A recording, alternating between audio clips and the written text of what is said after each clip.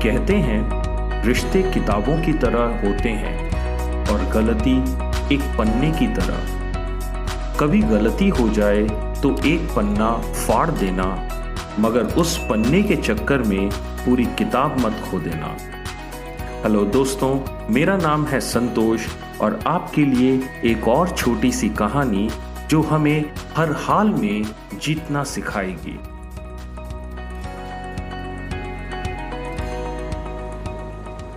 यह एक प्राचीन कहानी है। कहा जाता है कि एक बहुत सुंदर टापू हुआ करता था। वह ईश्वर के द्वारा प्रदत्त हर संसाधन से परिपूर्ण था और उस टापू पर एक राजा का किला था। वह किला इतना मजबूत और अभेद था कि कई दशकों से कोई भी राजा उस किले पर विजय नहीं पा सका था। उस राज्य के लोग बहुत संपन्न थे। किले के अंदर उनके लिए पर्याप्त चीजें थी और किसी को भी किसी भी कार्य के लिए किले को छोड़ने की आवश्यकता नहीं थी। उस राज्य में सब खुश थे और वहां का राजा बहुत ही न्यायप्रिय। इतने वर्षों में इस राज्य ने हमेशा अपने पड़ोसी राज्यों के साथ सौहार्द का संबंध रखा और किसी से कोई युद्ध नहीं किया। उस राज्य के बारे में यह भी कहा जाता था कि उस राज्य में लोग सोने चांदी के बर्तनों में खाना खाते थे और वहां दूध शहद की नदियां बहती थी। वहां की स्त्रियां बहुत ही सुंदर और आकर्षक थी और वहां के आदमी बहुत ही बलवान। इन सब बातों की वजह से हर शक्तिशाली राजा इस राज्य को फतह करने की युक्ति सोचते, पर वह राज्य हमेशा अजय और अभेद रहा। जब भी किसी राजा ने उस राज्य पर चढ़ाई करने का प्रयास किया तो उसने हमेशा मुंह की खाई। चढ़ाई करने वाले राजा के सैनिक या तो सारे युद्ध में मारे जाते, जो बच के भाग जाते वो जंगली जानवरों का शिकार बन जाते, या फिर खाना न मिलने के कारण भूख से। समय बीतता गया और समय के साथ उस राजा की कई पीढ़ियों ने राज्य की कमान संभाली। नई पीढ़ी के साथ राज्य करने के नजरिए में भी बदलाव हुआ और यह राज्य एवं इसके शासक अब घमंडी हो चले थे। वे दूसरे राज्यों के राजनीतिक कार्यों में दखल देने लगे। राज्य छोटा था, पर धीरे धीरे दूसरे राज्यों में भी उसकी रुचि बढ़ने लगी। कहा जाता है इस दखल और उससे उत्पन्न शिकायतों की वजह से इस राज्य पर महान राजा अलेक्जेंडर की नजर पड़ गई।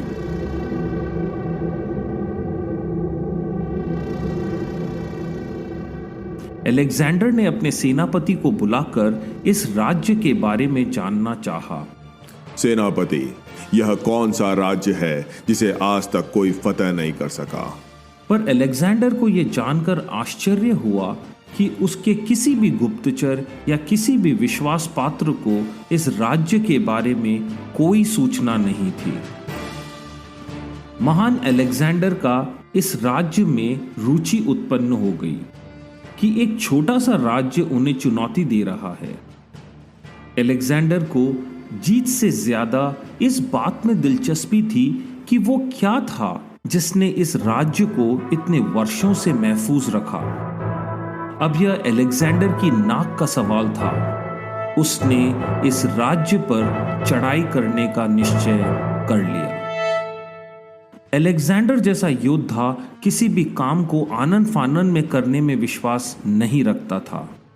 उसने उस राज्य के पूरे भूगोल को समझा और पुराने युद्धों के परिणाम को जानने के बाद अलेक्जेंडर ने अपनी सेना को युद्ध के लिए तैयार होने का आदेश दिया। अलेक्जेंडर ने अपने सबसे अच्छी सेना की टुकड़ी को अग्रणी रखा। टापू पर पहुंचने के बाद अलेक्जेंडर ने अपनी सेना को जहाजों को खाली करने का आदेश दिया और सबसे आश्चर्यजनक, उसने सारे जहाजों को जलाने का आदेश दे दिया। जहाजों को जलाने का आदेश सुनकर सेनापति ने महाराज से पूछा, महाराज, अगर हम इस किले को जीत ना सके तो हम वापस कैसे जाएंगे? जीत ना सके? हमारे पास सिर्फ एक ही विकल्प है, विजय।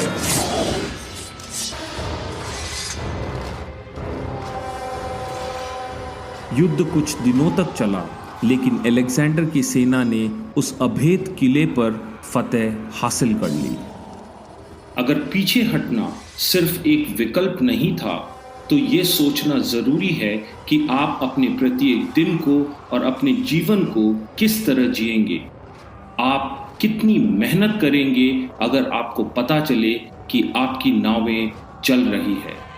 याद रखिएगा, हीरे तीव्र दबाव से ही बनते हैं। Mahatma Gandhi, Oprah Winfrey, Mother Teresa, Albert Schweitzer, Andy Grove और थॉमस एडिसन के लिए पीछे हटना एक विकल्प नहीं था। आप अपने कंफर्ट जोन में रहेंगे तो महान नहीं बन पाएंगे। याद रखिएगा, एक से ज्यादा विकल्प रखकर किसी सामान्य ने कभी महानता हासिल नहीं करी। एक विचार आपके लिए, क्या आपने अपनी नावें जला दी?